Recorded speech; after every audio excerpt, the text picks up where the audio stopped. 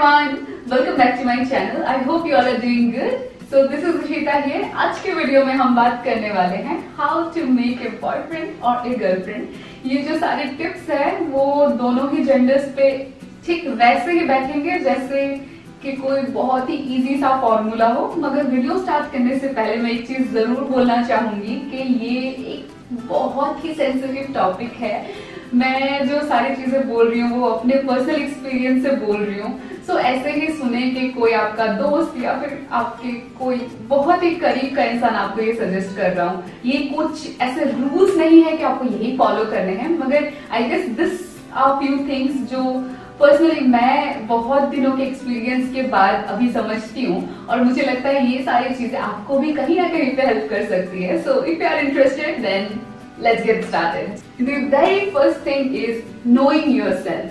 जी हाँ, जब भी मैं रिलेशनशिप्स के बारे में लोगों से बात करती हूँ, लोगों को लगता है कि आप बाहर जाएंगे, किसी से मिलेंगे और आप उसके साथ रिलेशनशिप में आ जाएंगे। वो तो हाँ हो सकता है, जरूर हो सकता है, ऐसा कोई हार्ड एंड रूल नहीं है कि ऐसे नहीं हो सकता। मगर सबसे पहला और जो सबसे इम्पोर्टेंट चीज है वो ये है कि आप खुद को बहुत ही ज्यादा अच्छे तरीके से जाने कि आप कौन है। What I mean by that is कि आपके खुद के पर्सनल चॉइसेस क्या है, लाइफ में वैल्यूज क्या है। क्योंकि जब भी हम रिलेशनशिप के बारे में बात करते हैं वो एक बहुत ही ज्यादा एक सेंसिटिव टॉपिक हो जाता है। क्योंकि हम क्या होता है कि आप किसी से मिलते हैं, फिर आप बाद में डिस्कवर करते हैं अरे ये इंसान तो मेरे जैसा नहीं है, अरे इसके वैल्यूज मेरे जैसे नहीं है, अरे इसके साथ तो बहुत ज्यादा एडजस्टमेंट करना पड़ेगा। वो आप इनिशियली इसलिए रिकॉग्नाइज नहीं कर पाते हैं क्योंकि आपको खुद ही शायद नहीं पता हो कि आपको अपने लाइफ में क्या क्या चाहिए, या फिर आप स्पेसिफिकली किन किन चीजों के साथ ही एडजस्ट कर पाएंगे। इसलिए जो सबसे ज्यादा और बेसिक चीज है बिफोर इवन कि आप बाहर जाए किसी से मिले, वो ये है कि आप खुद के साथ काम करें। आपको पता हो कि आप कौन है, आपको क्या पसंद है, आपको क्या नहीं पसंद है, आप किन चीजों के साथ लाइफ में बिल्कुल भी एडजस्ट नहीं करेंगे और क्या है कि जो आप थोड़ा बहुत एडजस्ट कर भी सकते हैं। क्योंकि हाँ, जब भी हम बाहर जाकर अगर सामान खरीदने का बात करें आपको एग्जैक्ट मैच मिल भी सकता है, मगर जब हम इंसान के बारे में बात करें कोई भी इंसान आपके जैसा 100% तो नहीं होगा, या फिर आप जैसा इमेजिन करते हैं वैसा 100% तो नहीं होगा। आपको उस इंसान में कुछ अच्छी बातें दिखनी पड़ेंगी, कुछ ऐसी भी बातें देखनी पड़ेंगी जिनके साथ आप शायद एडजस्ट ना कर पाए। इसलिए खुद को जानना कि who you are is very very important. That is the very first thing जो आपको पता होना चाहिए। जो सेकेंड पॉइंट है वो ये है कि whenever you are trying to get into a relationship या फिर आप मेंटली रेडी हैं, तो आपको ये देखना है कि आप खुद के जैसा ही बिहेव कर रहे हैं। What I mean by that is बहुत लोग क्या करते हैं, उनको लगता है कि शायद वो किसी तरीके से काफी नहीं है, दे आर नॉट एनफ, उनमें सेल्फ लव की कमी होती है। They try projecting themselves as somebody else जो वो खुद नहीं है। इसके बाद क्या होता है कि आप बाहर जाएंगे, ऐसे कपड़ों में बाहर जाएंगे जो शायद आप खुद पहनना प्रेफर ना करें, आप ऐसे बिहेव करने लगेंगे जो आप शायद खुद पर्सनली ना करें। सो ऐसे में अगर आप रिलेशनशिप में चले भी जाते हैं तो सामने वाला वही देख के आया है जो आपने प्रोजेक्ट किया हो, मगर वो आप होते नहीं है। इसलिए ये जरूरी है that you make sure that you are behaving as your own self. और आप जस्ट बिकॉज आपको रिलेशनशिप में जाना है आप ऐसे नहीं बिहेव कर रहे कि अरे वो तो मैं हूं ही नहीं, मगर शायद मैं अगर ये कर लूं तो सामने वाले को पसंद आ जाए। So that is something that you must avoid. और जो तीसरा चीज है even before you step out is आपको खुद के लिए एक बहुत बड़े तरीके से एक रूल अपने दिमाग में सेट करना है कि आप किसी का भी गंदा बिहेवियर आपकी तरफ सहन नहीं करेंगे। अगर आप अपने स्टैंडर्ड्स, वैल्यूज और आपके साथ अगर कोई मैच नहीं कर रहा है जस्ट बिकॉज आपको सामने वाला पसंद है, आप उसके लिए किसी भी हद तक चले नहीं जाएंगे, पागल जैसा बिहेव नहीं करेंगे और मतलब खुद को टॉर्चर नहीं करेंगे, तो ही हम पहले पॉइंट में जा सकते हैं कि बाहर जाके क्या किया जा सकता है। मगर ये सारी जो चीजें हैं, ये जो 3 चीजें मैंने अभी तक बोली है वो आपको खुद भी करनी है, सो दैट अगर आप बाहर जाते हैं किसी से मिलते हैं और देयर आर सर्टेन चांसेस कि शायद आप बाहर जाए किसी से मिले और वो चीज काम ना करे, मगर अगर ये 3 चीजें सही है तो वो आपको मेंटली टॉर्चर नहीं करेगा। इसकी वजह से बाद में शायद आप डिप्रेशन में ना भुगते। अगर ये 3 चीजें सही नहीं है और आप बाहर जाते हैं, किसी से मिलते हैं, रिलेशनशिप काम करता है कुछ महीने के लिए या फिर काम नहीं करता है even before the first date, then हो सकता है कि आप खुद ही को ही टॉर्चर कर लें. So that's why this 3 things are very important even before you get started with the main procedure. अभी जो मैं 4th पॉइंट बोलने वाली हूँ वो एक्चुअल में फर्स्ट पॉइंट होना चाहिए था, मगर क्योंकि मैं सेल्फ लव को बहुत ज्यादा इंपॉर्टेंस देती हूँ इसीलिए मैंने 3 पॉइंट पहले ही इंक्लूड किया हुआ है. मैं चाहूंगी कि आप उनमें काम करें और फिर इस पे आए. जो 4th पॉइंट है या फिर जो एक्चुअल में जो फर्स्ट पॉइंट है वो ये है कि आप बाहर कहाँ जाए या फिर कैसे ऐसे इंसान के साथ मिले जो आपका पोटेंशियल बॉयफ्रेंड या फिर गर्लफ्रेंड हो. इसके लिए आपको सबसे पहले जो करना है, खुद को इस शरीर को लेके बाहर जाना है. जी हाँ, a lot of time what happens कि हम इसलिए नहीं किसी के साथ एनकाउंटर कर पाते हैं क्योंकि हम बाहर ही नहीं निकलते. मोस्ट ऑफ द टाइम हम घर पे बैठ के ये सोचते कि अरे मेरी लाइफ में ऐसा कोई नया नहीं है. पहला क्वेश्चन ये है कि आप ऐसे नए कौन से जगह में गए थे कि आपको कोई नया मिलना चाहिए था. आप तो ऐसे कहीं पे गए ही नहीं. सो दैट्स व्हाई इट्स इम्पोर्टेंट कि आप एनकाउंटर्स के लिए रेडी हो. सो उसके लिए ऐसा हो सकता है कि आप अपने दोस्तों के साथ बाहर जाए. Socializing is something very good, मगर हाँ इसके लिए एक चीज है जो बहुत ज्यादा जरूरी हो जाता है. ऐसे किसी पोटेंशियल जगह में अपने लिए बॉयफ्रेंड गर्लफ्रेंड ना ढूंढे जो आप खुद नहीं हो. इसीलिए मैंने जो पहले पॉइंट्स मेंशन किए वो बहुत जरूरी बन जाता है. फॉर एग्जाम्पल, आप किसी डिस्क या पब में जाके किसी एक लड़की को या फिर लड़की को देखते हैं एंड देन आप उसके साथ slowly you start dating and then you get into a relationship, whereas आप खुद पर्सनली डिस्क या पब जाना पसंद नहीं करते. What will happen is आप 3 या 4 महीने बाद उस इंसान को रोकने लगेंगे बिकॉज आपके मॉरल्स के साथ तो वो मैच नहीं करता. ऑल ऑफ ए सडन आप उसको बोलेंगे कि तुम मत जाओ, या फिर आप ऐसे उसको जज करने लगेंगे, अरे वो हर सैटरडे संडे को क्यों जाता है पब या फिर डिस्क, क्योंकि आप वही तो उससे मिले थे. That is the reason. ऐसे किसी जगह पे जाके पोटेंशियल पार्टनर ना ढूंढे यूजुअली जहां पे आप खुद जाना प्रेफर नहीं करेंगे. ऐसे जगह पे एनकाउंटर्स के लिए ओपन हो जहां पे आप शायद खुद जाते हो. फॉर एग्जाम्पल, अगर आप खुद बहुत ज्यादा पार्टी फ्रीक है और आप किसी के साथ मिलते हैं पब या डिस्क में, आपके लिए वो बहुत अच्छा है. क्यों?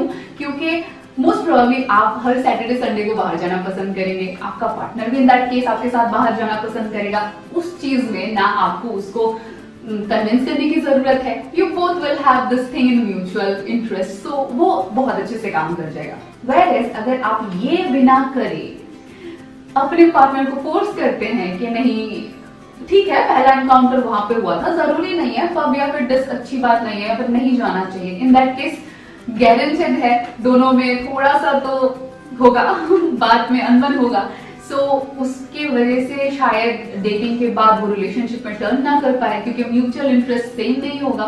इसीलिए ऐसे जगह पे जाए, अपने ऐसे दोस्तों से मिले जिनके साथ आप रियल लाइफ में कनेक्ट करते हो, या फिर ऐसे किसी जगह पे जाए सोशल इवेंट्स में जहां पे आप एक्चुअली खुद जाना प्रेफर करें. क्योंकि अगर आप वहां पे किसी से मिलते हैं तो उस इंसान के साथ आपके जो म्यूचुअल इंटरेस्ट, जो गोल्स होंगे वो सेम होंगे. That's why this is something जो आपको ध्यान में रखना चाहिए. जो नेक्स्ट चीज है वो है ऑनलाइन डेटिंग. जी हाँ, क्योंकि अभी तो जमाना बदल चुका है. बहुत सारे लोगों से आप पर्सनली जाके मिल सकते हैं. जरूरी नहीं है कि आप पर्सनली जाके मिले. पहला जो एनकाउंटर हो वो ऑनलाइन या फिर किसी सोशल साइट में भी हो सकता है. बहुत सारे ऑनलाइन डेटिंग एप्स है, वो आपको पता होगा. If you are interested in that then you can just go for that. मेरा पर्सनल एक्सपीरियंस तो नहीं है, उसमें मैं आपको ज्यादा सजेस्ट नहीं कर पाऊंगी या फिर बहुत सारे सजेशंस नहीं दे पाऊंगी. मगर if you are interested then you can just go ahead and check दो साइट्स. शायद वहां आपको कोई मिल जाए. अभी अगर आप ऑनलाइन मिले या ऑफलाइन मिले डजंट रियली मैटर. जो पहला चीज है वो है आपका उस इंसान के साथ जो पहला डेट है या फिर जो पहला पर्सनल एनकाउंटर है. सो उसको कैसे करें, उसके लिए कैसे तैयार हुआ जाए, या फिर उस दिन के लिए आपके क्या क्या एक्सपेक्टेशंस होने चाहिए, या फिर उस दिन आपको दिमाग में क्या क्या रखना चाहिए. So let's talk about that.